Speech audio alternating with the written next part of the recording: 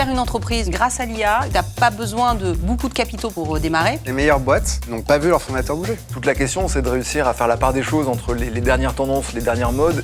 Pour les 10 ans de l'ouverture de nos tout premiers bureaux en France, nous avons convié des personnalités qui ont façonné l'écosystème tech français à venir nous raconter leur histoire et à nous partager leur vision du chemin qu'il reste à parcourir. Tu retournerais là? Ça serait une mauvaise décision pour Dust. Je pense que l'international, il faut y aller assez vite pour cranter une culture. Et je pense que si tu le fais tard, c'est beaucoup plus difficile. Aujourd'hui, on a des gains de productivité de 30, 40, 50%. Au programme, l'émergence de l'écosystème tech, l'essor de l'IA et des agents et l'expansion internationale des entreprises françaises. Le tout autour d'un déjeuner d'anniversaire.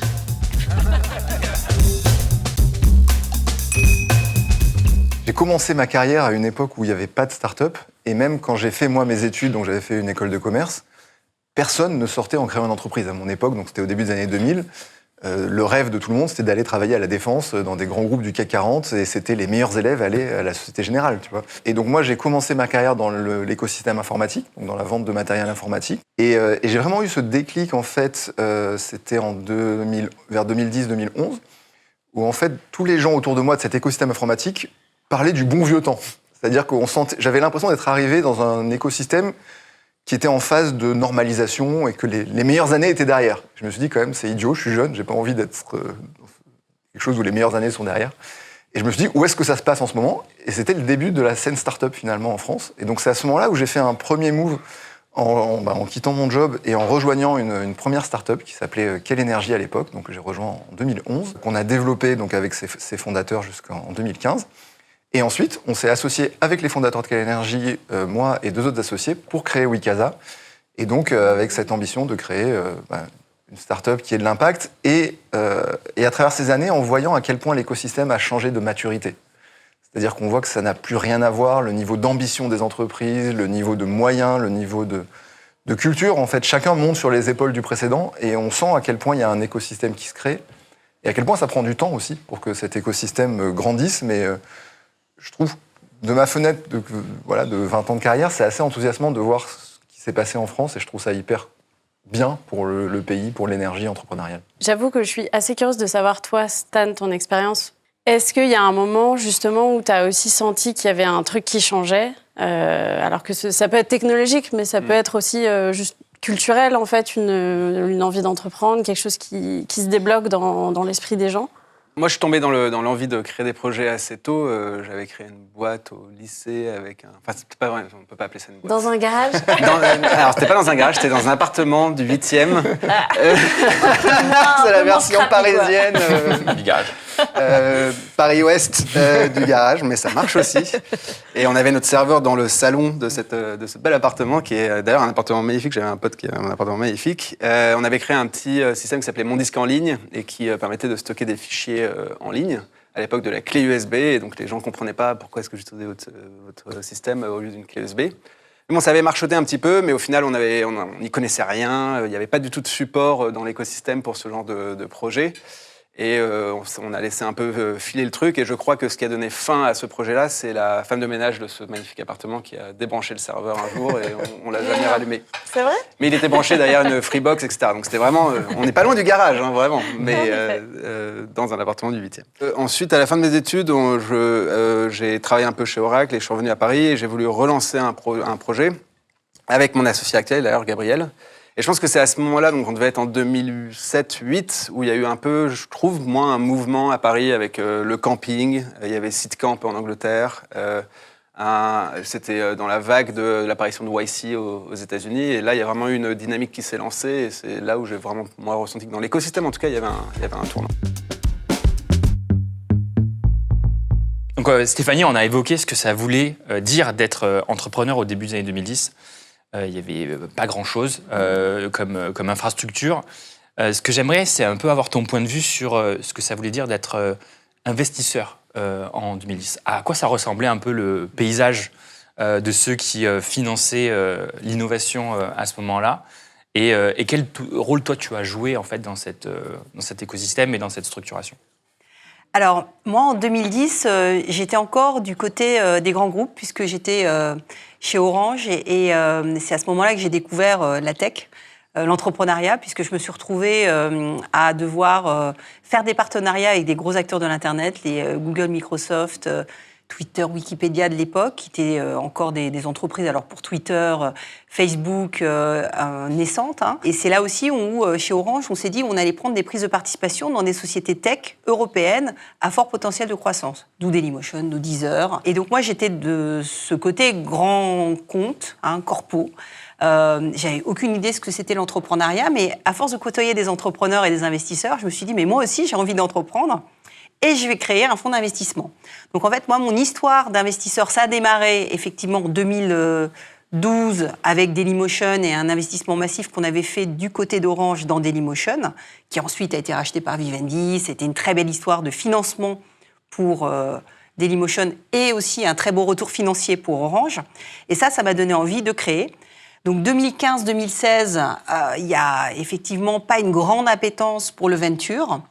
Et puis, ça a vraiment commencé à accélérer très fort à partir de 2016, grâce à tous les efforts qui ont été faits par la BPI, la Caisse des dépôts, le mouvement des pigeons aussi. Hein. Moi, aujourd'hui, je suis vice-présidente de France Digital, hein, en plus de ma casquette, bien sûr, de CEO et fondatrice de One Ragtime.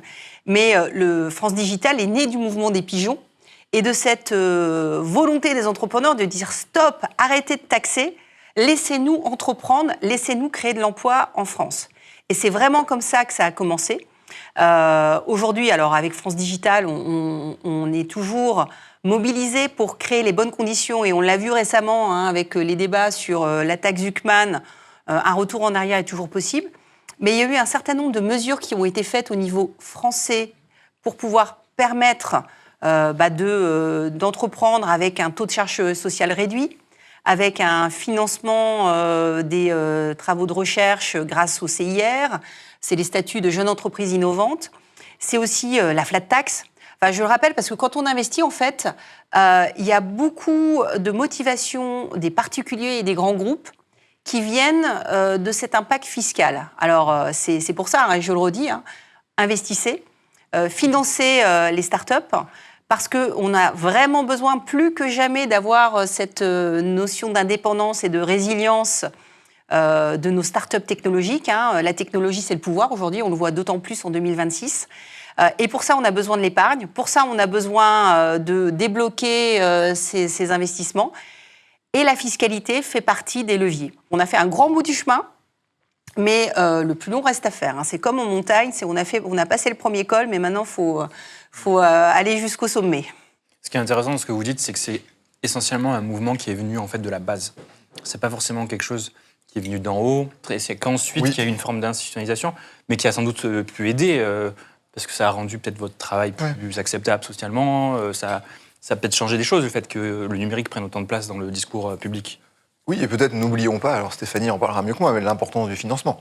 Ouais. C'est-à-dire que pour que tout ça soit possible, il a quand même fallu qu'on invente le capital risque en France, qui, à ma connaissance, n'existait quasiment pas avant. Et cette capacité à se dire, on va investir dans des entreprises déficitaires pendant quelques années pour ensuite créer des leaders, c'est nouveau. Et ça, à ma connaissance, c'est aussi venu un peu d'en haut, et du rôle de la BPI, du rôle des pouvoirs publics d'investir de l'argent et à travers les fonds d'investissement, de rendre ça possible. Et c'est ça qui a quand même fondamentalement changé. C'est notre capacité à avoir des moyens et de l'ambition, je pense. Mais là-dessus, je comprends bien ton point, mais c'est vrai qu'on est quand même plutôt réputé pour avoir des capitaux qui ne sont pas forcément ultra abondants sur les startups, même encore aujourd'hui. Si on regarde les chiffres de la French Tech, c'est encore assez calme, disons. Et du coup, je trouve qu'on a un peu notre paradoxe français de excellence des talents, excellence académique avec les maths, Polytechnique centrale, etc. On a des infrastructures d'hyper haut niveau. On a beaucoup d'épargne en France, mais au final, du coup, tout ça n'est pas dirigé, ou en tout cas jusqu'à un certain point assez récent, n'était pas vraiment dirigé vers le capital risque. On encourage les petites boîtes à se former et à grossir. Qu'est-ce qui fait que, du coup, on peut continuer à faire émerger cet écosystème plus fort encore aujourd'hui? Parce que je pense qu'on est quand même dans une bonne dynamique, mais voilà, qu'est-ce qui fait qu'on peut continuer à grandir? Moi, je pense que l'attraction n'a pas de frontières, d'une certaine manière. Donc, même si l'écosystème de capital risque n'est pas parfait, ça ne t'empêche pas d'aller aussi chercher en dehors de la France de ces investissements. Ça serait mieux si ça venait de la France, mais ce n'est pas non plus problématique que ces investissements viennent de l'extérieur aussi. Donc, je pense qu'il Si tu crées un projet et que tu arrives à planter des graines et que ça a l'air de fonctionner, tu n'auras aucun problème à aller lever de l'argent à Paris ou peut-être ailleurs, et c'est pas si grave que ça. Puis ça s'est quand même beaucoup amélioré par rapport à ce que c'était il y a 10 ans. Faut se rappeler, donc c'est pas encore parfait, mais ça s'est amélioré. Et je pense que ce qui manque encore, mais quelque part, les premiers sont en train de paver la voie, c'est la suite de l'histoire. Et souvent, là où l'argent manque, c'est plutôt dans les phases plus tard. À titre personnel, moi, ce que je trouve un peu dommage, c'est si la seule sortie, c'est de se faire racheter par un Américain. En tant que citoyen, je trouve ça un peu dommage. En tant qu'entrepreneur, c'est très bien, mais en tant que citoyen, c'est un peu différent. Et ce qui nous manque, c'est plutôt le marché de la bourse qui ne permet pas aujourd'hui d'accueillir des acteurs tech. Et ça, c'est dommage. Alors, pour quelles raisons je dépasserai mon expertise, mais en tout cas, il y a des questions qui se posent. Une fois qu'on a créé un gros champion, comment on lui rend son financement possible et comment on le fait vivre? Et c'est plutôt ces étapes de fin de financement qui manquent, mais aussi parce que les premiers sont en train d'y arriver, quoi. On voit les plus gros acteurs de la French Tech qui arrivent et qui sont en train de paver la voie, j'espère, pour les suivants. Je vous propose de parler justement de ce qui est un peu incontournable aujourd'hui, qui est au menu de toutes les discussions, c'est l'IA. L'IA a changé nos vies depuis, on va dire, 4 ans déjà, ça passe. Elle se retrouve dans la manière dont on interagit, à titre personnel, mais aussi à titre professionnel. Et je vais peut-être commencer par toi, Stéphanie, puisque tu nous as dit que tu avais cette casquette un peu corporate de ton ancienne vie chez Orange. Comment, de ce que tu en sais, comment ça se propage un peu dans ces grands groupes l'IA aujourd'hui? Est-ce qu'il suffit de mettre un Chief AI Officer et de dire « bon, c'est bon ». Qu'est-ce que ça suppose aujourd'hui? Je crois que les grands groupes, notamment en Europe, ils n'ont pas encore pris la mesure de ce qui était en train de se passer aux États-Unis, en Chine, et qu'on est beaucoup trop poussif. Là, moi, si j'ai un message à faire passer à tous ceux qui nous écoutent, et c'est ce que je dis à tous nos partenaires, c'est allez-y, traînez pas, et investissez, et essayez, et travaillez avec des startups, parce qu'on a besoin, en Europe, de faire jouer la commande privée-publique. Donc, arrêtez de nous dire que c'est interdit chez vous, qu'il faut le faire en interne, parce que ça, j'entends encore ce discours, des corpos qui t'expliquent « Ah non, mais moi, j'ai interdit ChatGPT dans mon entreprise. » Ouais, mais tes collaborateurs, ils font quoi? Ils s'en servent, et c'est encore pire, ils ne sont pas dans un environnement sécurisé. Donc, vraiment... allez-y, aujourd'hui, on a des gains de productivité de 30, 40, 50%. Je pense que c'est, voire plus. Par contre, il faut le faire avec des solutions sécurisées, avec ces données. Ça tombe bien, c'est ce que tu fais. Cette vague, c'est une lame de fond. Et d'ailleurs, même des sociétés comme vous, quand tu vois les pure players qui arrivent dans le paiement aujourd'hui aux États-Unis comme des rampes, pour vous, Stripe aussi, ça vous remet en cause. Mais c'est bien, c'est ça qui est génial. C'est d'autant mieux qu'on est investisseur chez Ramp. Ça, tu vois, ça, c'est une super bonne pratique que les grands groupes corpos ne font pas assez. Déjà, il faut qu'ils travaillent avec des startups, et en particulier dans l'IA, là, mais c'est à marche forcée, il faut y aller. Et en plus, s'ils investissent dans ces startups, ils capturent la création de valeur, des synergies commerciales qu'ils amènent. Et ça, aujourd'hui, ce réflexe, tu l'as très peu. Alors, si tu as des grands groupes qui vont faire des fonds de corporate venture, mais en fait, ça vit pas assez longtemps. Parce que tu sais si une société, elle va être viable ou pas au bout de 2-3 ans. Et il faut 5-10 ans pour faire une très belle société. Donc, généralement, ça passe pas la rotation du nouveau patron de la société qui arrive, qui dit « Mais c'est quoi, là, vous avez investi dans des startups, arrêtez tout de suite. » Donc, il faut de la constance. Mais sur l'IA, non seulement il faut de la constance, mais il faut un sentiment d'urgence. Ça répond bien, je pense, à ce que tu fais chez Dust, enfin ce que vous faites chez Dust, Stan. Non, il n'y a que moi. Avec l'IA peut-être maintenant. Non, mais justement, vous faites des agents au service des entreprises pour améliorer leur productivité, leur workflow, puis réduire tout ce qui est manuel. Est-ce que tu peux peut-être nous parler de quelques cas d'usage un peu clés des entreprises qui vous utilisent? Ça sert à quoi, en fait, aujourd'hui? L'usage a vachement évolué parce qu'en fait, il évolue avec les capacités des modèles. C'est-à-dire que ce qu'on pouvait faire avec un agent ou un modèle, on l'appelle comme on veut, ne serait-ce qu'il y a 2 ans, est très différent de ce qu'on peut faire aujourd'hui et c'est très différent aussi de ce qu'on pourra faire demain. Donc, en fait, c'est vraiment un moving target et c'est ça qui est intéressant, c'est de réussir à faire un produit qui s'adapte à cette technologie qui change. et un produit qui aide nos utilisateurs à s'adapter aussi à cette technologie qui change. Donc, il y a 2 ans, les gens, c'était la grande époque de Glean, les gens aimaient bien poser des questions et avoir des réponses. Donc, c'était vraiment du Q&A et ça se limitait presque à ça. C'était la grande époque du RAG, etc. Et avec l'émergence de modèles qui ont été entraînés pour principalement pour faire plus de code, les capacités qu'on appelle agentiques se sont un peu éveillées. Aujourd'hui, les cas d'usage sont beaucoup plus complexes. Par exemple, on passe de poser juste une question pour avoir une réponse rapide, quelle est ma policy de vacances dans mon entreprise, à fais-moi une étude de marché sur l'ensemble des concurrents, sur ce segment de produit sur Internet et ping-moi dans 45 minutes quand tu auras fini. Et le modèle part ou l'agent part pour 45 minutes de travail et permet d'avoir ces réponses un peu plus poussées. Et enfin, avec l'émergence de... Là, c'est même pas une émergence des modèles, les deux sont liés, c'est du protocole MCP, donc qui est un peu une standardisation de la manière dont les agents peuvent parler à des API qui existent.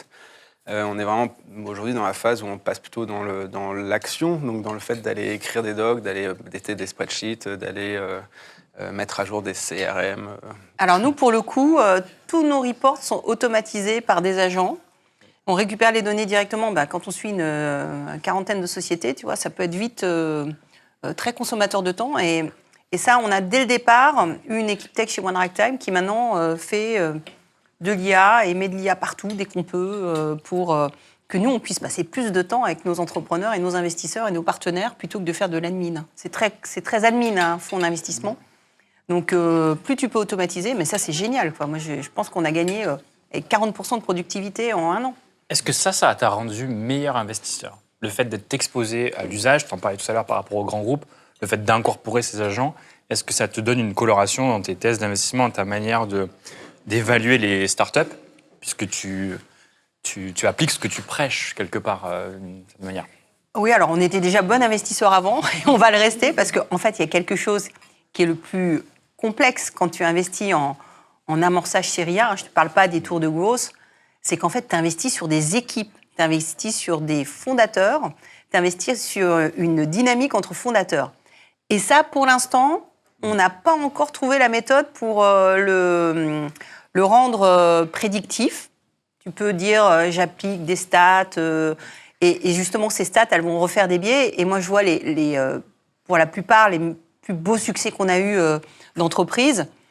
Si on l'avait passé à la moulinette d'une IA, je ne suis pas sûre qu'elle nous aurait dit que c'était les bons fonctionnalités de fondateurs entre eux, quoi. Donc, c'est ce qui est un petit peu rassurant, c'est que justement, ce temps à passer très humain qui va rester, c'est que je pense que l'IA, elle nous donne l'occasion d'exceller encore plus dans ce qui fait notre singularité humaine, c'est-à-dire notre capacité à être intuitif, la capacité à gérer des relations, créer des dynamiques, sentir les choses. Je trouve ce qui est particulièrement vrai dans ce que tu dis, c'est que, et on le voit chez nous, chez Stripe, c'est que l'IA, elle démultiplie un potentiel de départ. Elle démultiplie, tu vois, quelqu'un qui va avoir des bonnes ou des capacités un peu moins bonnes.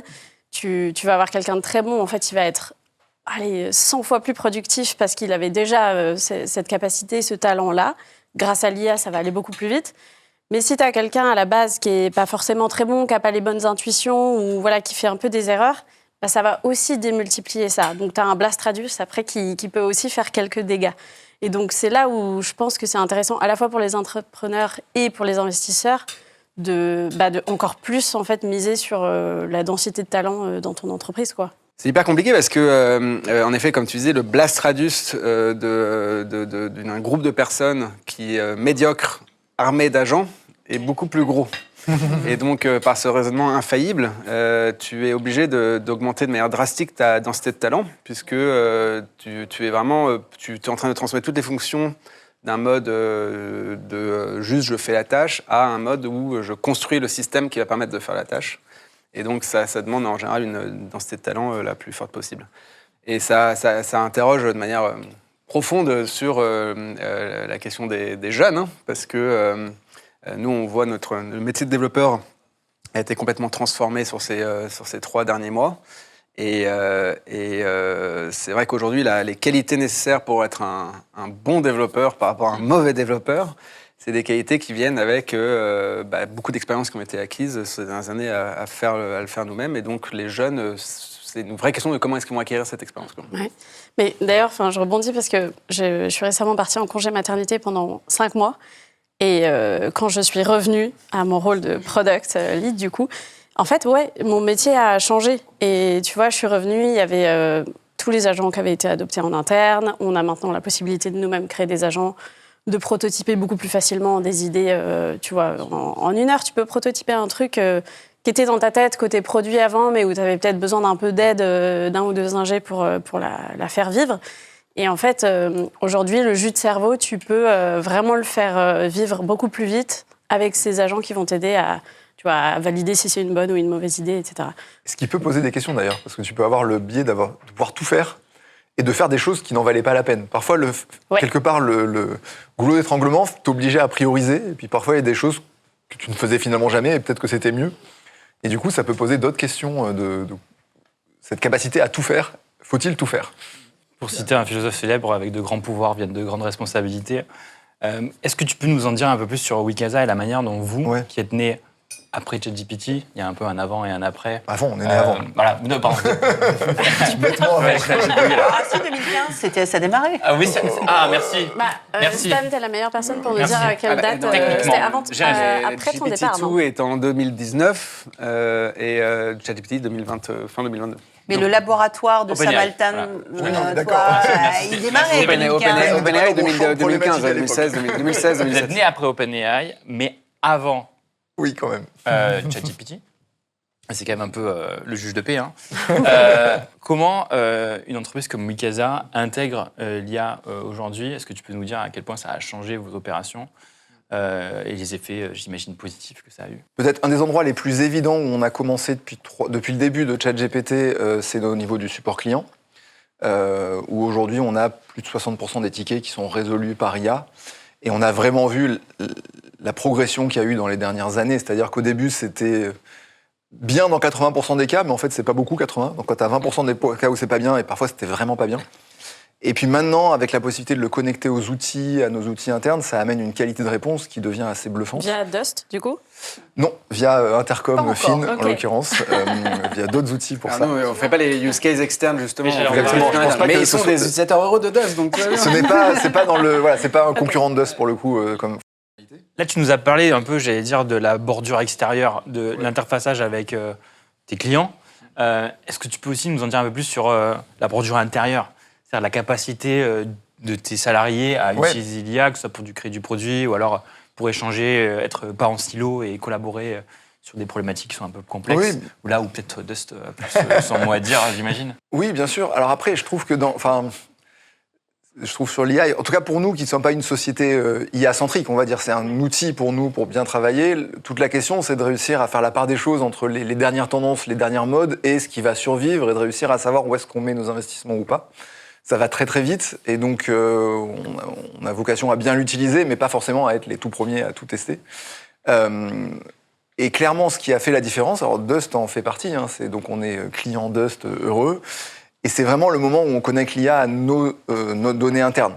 Et c'est là où je trouve que le potentiel plein apparaît, avec vraiment cette capacité de changer des process métiers, de mieux interroger nos données, et notre capacité finalement à ne plus laisser une question non répondue. Je pense que parfois, on pouvait avoir des questions auxquelles finalement on n'allait pas répondre parce que, faute de temps, de bande passante des équipes. Et là, avec l'IA, on va pouvoir aller répondre à toutes les questions. La vitesse de production des features, tu en parlais tout à l'heure, donc une idée produit, on va pouvoir la tester beaucoup plus vite. Donc ça va changer notre vitesse. Et en même temps, ça pose aussi beaucoup de questions de manager son IA. Donc, moi, je l'appelle mon stagiaire. Moi, je trouve que c'est comme une armée de stagiaires, c'est-à-dire que ça produit beaucoup. C'est très assertif, donc c'est-à-dire qu'il est convaincu d'avoir trouvé la bonne réponse, et ça se trompe quand même assez souvent. Et donc, ça demande beaucoup d'intelligence et de distance aussi pour pas se faire piéger par l'IA qui te dit « j'ai trouvé la réponse, c'est ça », et en fait, non. Et c'est pas parce qu'elle s'est trompée, c'est parce qu'elle a pas vu un aspect, c'est parce qu'on lui a pas donné un contexte, etc. Ce qu'elle fait est juste avec les infos qu'elle a. Et c'est là où je trouve qu'il y a tout un travail d'acculturation, de formation des équipes, à savoir comment l'utiliser et pas se faire piéger. Et je suis le premier à m'être fait piéger en plus, donc j'en parle aisément, à avoir pris une conclusion IA comme une certitude et en fait me rendre compte qu'elle s'était plantée et que j'aurais dû vérifier. Et donc je trouve, voilà, il y a tout ce travail de dire comment on s'accélère, mais en fait ça ne remplace pas, aujourd'hui en tout cas, le travail avant et après en fait. Je trouve que c'est de bien réfléchir avant à de quoi tu as besoin, l'IA te fait une partie, et la fin, le dernier kilomètre, c'est à toi de le faire pour que ça devienne vraiment quelque chose de bien. Si t'es juste, entre guillemets, feignant, tu mets, tu prends... Aujourd'hui, en tout cas, ce ne sera pas forcément efficace. Et du coup, justement, je suis curieuse de savoir, Wikasa, à quel moment, en fait, vous vous êtes dit c'est le bon moment de passer à l'international, de sortir de notre marché d'origine? Parce qu'aujourd'hui, vous êtes présent, entre autres, en Angleterre, en Allemagne, etc. Qu'est-ce qui a créé ce moment qui était le bon pour partir à l'étranger? Déjà, c'était notre intention de départ, en fait. Quand on crée l'entreprise, on voulait créer une entreprise internationale. Auparavant, mes associés que j'avais rejoints avaient créé une start-up qui était un bel acteur français et dans un secteur qui était dur à internationaliser. Et donc, dans l'ambition de départ du jour 1, c'est pour ça qu'on l'appelle Wikasa dès le jour 1, il y avait cette ambition internationale, qui a pris un peu de temps avant de réaliser. Pour l'anecdote, on s'était dit qu'on allait y aller en mars 2020. Le nez. Bizarrement, ça s'est pas passé comme ça. Donc on a dû décaler un petit peu l'international. Mais on avait dès le début cet ADN. Et en fait, on a un service B2C, donc le fait de pouvoir réserver un prestataire de service à domicile, qui par nature est très international. La merveille de la poussière, c'est qu'elle est universelle, il y en a partout.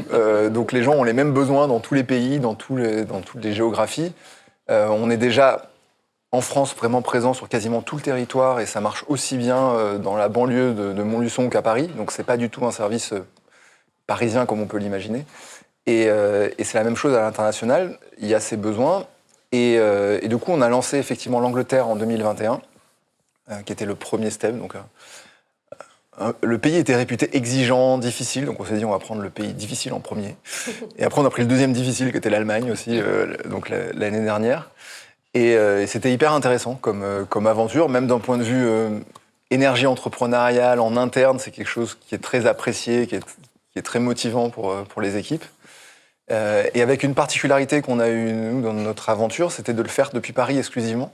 Donc, c'est-à-dire que notre service étant par nature à distance et gérable de manière distancielle, on a pu opérer tout depuis Paris, donc sans avoir de bureaux locaux ou d'équipes locaux. Donc on a des anglophones, des germanophones à Paris pour gérer ces marchés-là, mais de manière centralisée, ce qui rend finalement la marge de l'international beaucoup plus accessible aussi pour une entreprise que lorsque tu dois embaucher sur place. Ok, et du coup, le bon moment, est-ce que ça a été... On est suffisamment mature en France, tu vois, ou alors on a peut-être d'autres pain points à aller résoudre. Le bon moment, c'est quand tu as l'énergie pour y aller. Je sais pas si... Je pense que si tu attends d'être mature, tu vas jamais, en fait. Oui. Et je trouve qu'il y a quelque chose qui est aussi difficile, c'est que si tu es trop mature, le moment où tu y vas, ça sera forcément un business tout petit par rapport à ton business principal. Donc, l'entropie va naturellement te ramener vers ton business central.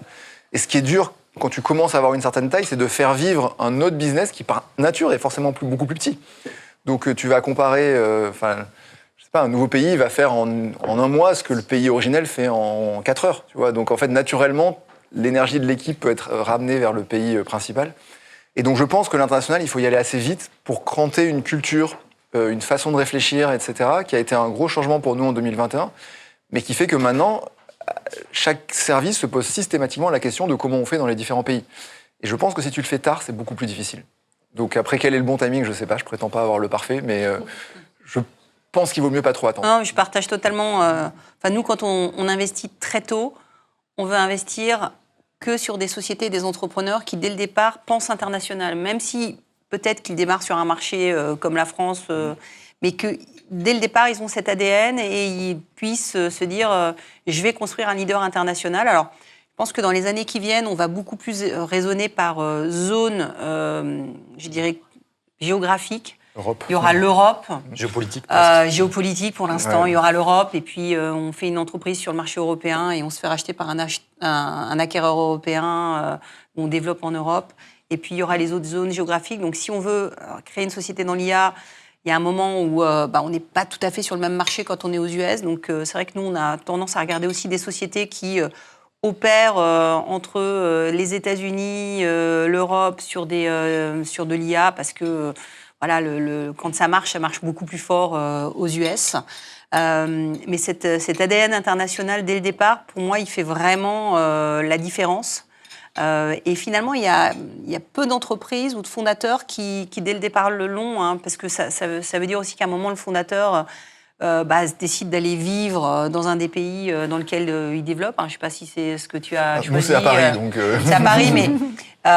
tu vois, Mais oui, souvent, c'est le cas. Le passage à l'échelle requiert souvent que l'un des fondateurs aille s'installer dans le pays pour passe vraiment la douane, développer. quoi. Voilà. Ça, je pense que c'est une... Je suis désolé, je vais être T'es agressif. pas d'accord? Je pense que c'est une idiotie d'investisseurs. Tous les investisseurs disent ça, mais tous. Et je pense que ça n'a pas de sens. Les meilleures boîtes n'ont pas vu leurs fondateurs bouger. Les Spotify, les Eleven Labs, les Lovable, en fait, quand ça marche, ça marche. Je suis pas sûre, ça dépend des business. Attention, Toi, Ça dépend du Attention, business. Stan. Ouais. Ouais, mais parce que nous, on est sous une pression totale. Nos investisseurs, c'est Sequoia, c'est des investisseurs américains. Ils nous demandent tous les matins, on a un email, quand est-ce que vous arrivez? On a prévu C'est vrai l'hôtel, on a prévu C'est ça. Airbnb, Ouais. quand est-ce que vous arrivez? C'était ma question suivante. Et je pense que c'est plus... La question suivante, c'est où est Gabriel? Alors, Gabriel... C'est une très bonne question. Gabriel est en superposition quantique entre la France et les États-Unis. tu vois, Mais c'est finalement. parce que c'est pour faire plaisir à nos investisseurs, à nos adorés investisseurs. Moi, tu vois, j'ai plusieurs sociétés dans le portefeuille qui ont vraiment changé de dimension quand ils sont partis aux US. Je pense Mais au nous- tout début, Angelisma, ils ont mis leur... voilà, je pense à un Shotgun. Groover aussi. Groover, ils sont à New York. En fait, il n'y a pas de bonne réponse. Il y a Non, juste bien un sûr. moment... Mais être aux États-Unis ne veut pas dire être physiquement aux États-Unis. C'est ce que je veux dire. Ça, oui, mais en même temps, si tu fais, tu vois, une société, et aujourd'hui, je pense que c'est en train... Là, je raisonne avec une pure casquette investisseur. Tu commences à financer des sociétés tech dans l'IA avec des valorisations dignes des US. Sauf qu'à un moment, ceux qui sont capables de racheter ou de consolider, ils sont aux US. Et que, quoi qu'on en dise, l'environnement géopolitique fait que ça sera peut-être plus compliqué dans quelques années d'avoir une société incorporée en Europe qui se revend à un acteur américain ou vice-versa. Et ça, c'est plus des questions rationnelles à un moment pour nous, en tant que fondateurs, de se dire, bah voilà, on est rentré dans une société qui... dès le départ, à la valorisation d'une société américaine, ses clients sont aux US, bah, c'est peut-être plus rationnel qu'un des fondateurs soit déjà aux US. Mais là encore, il n'y a pas de recette Et c'est magique. très hein. US, non? Je sais pas si en Europe, tu dirais exactement la même chose. Ah non, mais Europe, pour moi, l'Europe, L'Europe c'est est le une même terrain de géographie. jeu. Oui, c'est Et puis ça. le 28e régime, voilà, c'est quelque chose sur lequel on s'est bien battu avec France Digital. J'espère que ça va nous permettre Oui. d'accélérer et d'avoir un terrain de jeu unifié. Enfin, ça, c'est génial. Parce que moi, pour aller dans le sens de ce que tu dis, je trouve que presque l'international peut être plus facile qu'on ne l'imagine. En tout cas, je pense que tu as raison, il faut vraiment y aller. Et, de toute façon, le terrain de jeu, c'est l'Europe. Si tu veux créer une grande entreprise, c'est forcément au moins au niveau européen, sinon américain. Et donc, il faut assez vite aller en Europe. Et que finalement, en tout cas, nous, dans notre cas, on peut trouver des moyens de le faire qui soient moins complexes que ce qu'on peut se donner de prime abord. Et que c'est hyper excitant comme projet, je trouve, de faire l'international. Mais toi, ça marche très très bien. Je pense le play opérant depuis la France avec des talents internationaux. Et l'IA accélère ça parce que ça rend la toute la traduction, traduction. la spécification encore plus simple. Mais j'ai envie de vous réconcilier.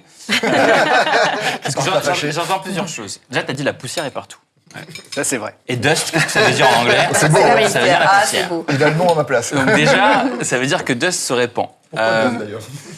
Peut-être qu'il y a peut-être des joint ventures à faire, je sais pas, entre vous deux. Il y a aussi, je pense, quelque chose que tu dis qui est implicite, c'est que tu vois, tu as un parcours qui est intimement lié aux États-Unis. C'est vrai. Tu as étudié là-bas, tu as travaillé là-bas, Chez Stripe. chez Stripe, chez OpenAI, alors c'était entre les deux, j'imagine, entre de T'étais géographie. chez Stripe, toi, au début? Alors, J'ai fait toutes mes Il y a classes une- chez il y a Stripe. une- il y a une anecdote qu'on n'a pas encore citée, il faut absolument qu'on évite d'omettre, c'est que, alors je veux vraiment pas, révéler des choses, mais tu as créé une première boîte qui s'appelait Totem. Tout à fait. Avec Gabriel. Alors, déjà. Gabriel. Alors je te laisserai dire, parce que je voudrais qu'on l'ait qu'est-ce que faisait Totem? Principalement, on faisait après de nombreux pivots, mais on faisait des analytics sur Instagram. Voilà. Donc c'est un long cheminement, mais ce qui est intéressant aussi dans ça, c'est que Totem a été une des premières boîtes, et une des rares boîtes d'ailleurs, que Stripe a acquis. Et c'est comme ça, par ce qu'on appelle un acquire, que tu as rejoint l'aventure il y a très longtemps. Bah, moins de 10 ans après. Moins de 10 ans, voilà. Mais ça a presque pas été un des premiers clients de Stripe, avant même les 10 ans d'ailleurs. Ouais. Donc il y avait les dates, hein, il y a les dates et les dates. Mais ce qui est intéressant, encore une fois, c'est que tu as cette vision en fait, américaine, où culturellement, peut-être que tu es plus américain, même si tu es basé à Paris. Et c'est là où je te rejoins, parce qu'être américain, c'est avoir cette vision, là où c'est vrai, ambition, c'est que, etc. En tant que Français, on a un gros problème de complexe comparé aux Américains. Et donc, tant qu'on n'a pas vu comment les Américains travaillent, on croit qu'ils sont géniaux. Nous, on a rejoint Stripe, on était mais fascinés par Stripe. On était des fanboys, mais total. Et on avait une offre de Pinterest. Et on s'est dit, trop bien, on a une offre de Pinterest, c'est une boîte qui me fait rêver plus. Et c'était Stripe. Et on les connaissait un peu, puisqu'on était en effet le premier client européen de Stripe. On était user numéro 1 Europe. Enfin, premier client, pardon. Premier chronologiquement. Hein. À un moment, forcément, de facto, forcément, pendant quelques secondes, on a été premier en volume aussi. Bref, et on s'est dit, Stripe nous fait rêver, donc on est rentré en contact avec les personnes qu'on connaissait. Rapidement, on a rencontré John et Patrick, et ils ont fait un processus très rapide, qui s'est conclu par un non de manière très, très marrante. Et finalement, ils ont décidé d'y aller quand même, parce qu'ils avaient envie de tenter l'aventure et de prendre des risques, même, et donc avec une équipe étrangère, parce qu'on avait une topco anglaise, c'était le principal frein. Alors, le fait de faire le deal, c'était... c'est notre première ou deuxième acquisition, on n'a jamais acquis de boîte européenne, c'est compliqué, machin. Et finalement, on s'est retrouvés chez Stripe pendant 5 ans. Je crois qu'on était, quand on a rejoint, on était 150, je crois, donc c'était il y a 30 ans. Tu y retournerais là? Aux États-Unis ? Malgré ce que te disent tes investisseurs, aujourd'hui, tu as... Ah oui, alors aujourd'hui, d'un point de vue personnel, j'aurais beaucoup de plaisir à retourner. Mon fils est américain en plus, donc ça serait très bien qu'il y passe un peu de temps. Après, on a construit l'entreprise en France, c'est une topco française. Le gros de l'équipe d'engineering est en France. Je pense que ça serait beaucoup plus disruptif pour Dust que moi, je bouge à SF. Tous les investisseurs feraient littéralement une haie d'honneur, une hola à l'aéroport si c'était le cas. Mais je pense que ça serait une mauvaise décision pour Dust. Et pour un peu conclure sur... parce que c'est hyper intéressant. Oui, en effet, moi, j'ai été plongé aux États-Unis, donc ça me donne cette perspective de se dire... en fait, non, les Américains n'ont rien de spécial et on est aussi fort qu'eux, et donc on peut les prendre depuis ici et c'est ce qu'on va faire. Ça, il faut un peu l'avoir vu pour le croire, et donc c'est vrai que ça met un caveat à mon propos. Tu l'es déjà, très manichéen que j'ai eu quelques minutes avant. Et tout ça pour dire que c'est notre approche à la souveraineté. Notre vision de la souveraineté, c'est pas de se replier sur l'Europe et de se replier sur la France en faisant on va faire une solution française pour les Français. C'est plutôt de se dire, non, on va faire une solution française qui va aller dégommer le marché global. Mais ça, je te rassure, hein, nous, c'est que ça qu'on cherche. Mais mon propos, c'est de dire qu'à un moment, pour des entreprises, quand on n'a pas eu ton parcours, changer de dimension, ça se fait quand on est... on voit, justement, aux US, on voit que tout est possible. Ouais. Et peut-être juste sur la disponibilité des capitaux, parce qu'en soi, parfois c'est un peu ça qui bloque ou qui ralentit peut-être en Europe. Est-ce que toi, Stéphanie, avec ta vision d'investisseur, tu vois ce qu'on peut améliorer pour que les boîtes françaises ou européennes aient accès plus rapidement là? Aujourd'hui, j'ai une idée d'une boîte, je veux la monter, je veux chercher des capitaux. Comment est-ce qu'on peut faire pour que ces gens-là ils puissent aller plus vite, quoi? Alors déjà, par rapport à il y a 10 ans, le coût de démarrage d'une entreprise, grâce à l'IA, grâce à tout ce qui est disponible, a considérablement baissé. Donc en fait, faire une entreprise au début, c'est beaucoup plus efficace que ça l'était il y a 10 ans. Donc tu n'as pas besoin de beaucoup de capitaux pour démarrer. Je pense que le principal frein que moi je vois au développement en Europe, c'est plus un frein qu'on peut se mettre en tant que fondateur. Les pouvoirs publics te disent toujours « Ouais, mais il n'y a pas assez de capitaux, il n'y a pas assez de capitaux. » Ok, bon voilà, il y a un site qui vient de se faire de 1 milliard sur une valo de 3,5 milliards grâce à Yann Lequin, et Alexis Lebrun, Alexandre Lebrun, pardon, et on est sur, on montre que ça y est, on peut faire des très très très très grosses levées de fonds, mais c'est des projets d'infrastructure. Et ce qu'on a besoin, c'est d'avoir tout un tas d'épargnants qui se disent, mais finalement, si je veux avoir une retraite demain, faut que je capitalise, faut que j'investisse en bourse, faut que j'investisse dans du non-coté. Je commence très tôt parce que c'est aussi la force des États-Unis. C'est que aujourd'hui, les universités, elles déversent des milliards dans l'économie américaine pour financer des startups. Alors il y a aussi la commande publique qui est très importante. Mais nous, parfois, on a tendance à vouloir faire les deux. On fait de la commande publique, on finance, et je pense que chacun doit être dans son rôle. Il y a ceux qui font la commande publique, puis il y a ceux qui financent, et quand c'est des capitaux qui viennent, des capitaux privés, peut-être qu'ils sont mieux utilisés aussi. Bon, en tout cas, l'addition, c'est Oui, pour Ariel. nous, quand même. Ah, c'est hyper Je crois sympa. que c'est même pour toi. Allez. Non, mais la galanterie, La là, je crois pas, là. J'ai oublié ma carte. Ah, mais n'a pas besoin, l'égalité, au contraire. t'as ton téléphone, là. J'ai oublié mon téléphone. Non, en tout cas, c'était un plaisir de vous avoir. Peut-être avant de se quitter, qu'est-ce qu'on peut vous souhaiter à tous les trois et individuellement pour les 10 prochaines années et puis à l'écosystème français aussi? Qu'est-ce qu'on peut se souhaiter? Je pense que c'est plutôt presque à l'écosystème français d'avoir un État qui est prêt à pousser derrière pour mettre le paquet sur la technologie. De manière générale, il n'y a pas que l'IA, on n'en a pas parlé, on n'en parle pas en ce moment, mais mécanique quantique, quantum computing, tout ça, il y a plein de choses à faire. Et donc, de continuer à pousser parce que c'est vrai que, comme tu disais, la technologie est un peu le nerf de la guerre aujourd'hui. Ouais, la technologie, c'est le pouvoir aujourd'hui. Ça l'a toujours été. Hein. Regarde le nucléaire avec De Gaulle. Voilà, la force de dissuasion. Là, c'est maintenant, on se rend compte qu'au quotidien, on a besoin d'avoir cette épine, cette fondation numérique, digitale, quantique, innovante. Donc pour ça, il faut pouvoir continuer à investir, à acheter. Ce qu'on nous souhaite, c'est que dans les 10 prochaines années, on continue à penser qu'en Europe, on peut faire des leaders internationaux et qu'on peut créer de l'emploi, de la valeur, de la richesse par l'investissement dans l'innovation. Nous, donc Wikasa, on crée énormément de travail et donc on a, tu l'as dit, plus de 20 000 professionnels qui gagnent de l'argent grâce à nous chaque année, donc c'est hyper impactant. Et c'est vraiment ce qui me rend le plus fier, c'est l'impact en termes de vie des gens et de travail qu'on crée. Et ce qu'on peut souhaiter, c'est qu'on a justement la chance d'être dans un secteur finalement où il n'y a pas de gros Américains et donc où on peut créer un leader européen depuis la France. Voilà, mon rêve, c'est plutôt celui-ci. Et ce qu'on peut souhaiter dans 10 ans, c'est d'avoir réussi à créer un vrai leader européen français, l'ADN français, et de créer des leaders depuis la France et pas uniquement des belles entreprises qui se revendent à des Américains, mais aussi des belles entreprises qui restent françaises. Et c'est peut-être ça que je peux nous souhaiter et qu'on ne soit pas les seuls. Génial. Et pour Wikasa et nous, plus de poussière. Belle conclusion, c'est le mot de la fin. Bon, Stéphanie, Pierre et Stan, merci beaucoup. C'était vraiment un plaisir de vous avoir. Merci. Merci beaucoup. Merci beaucoup.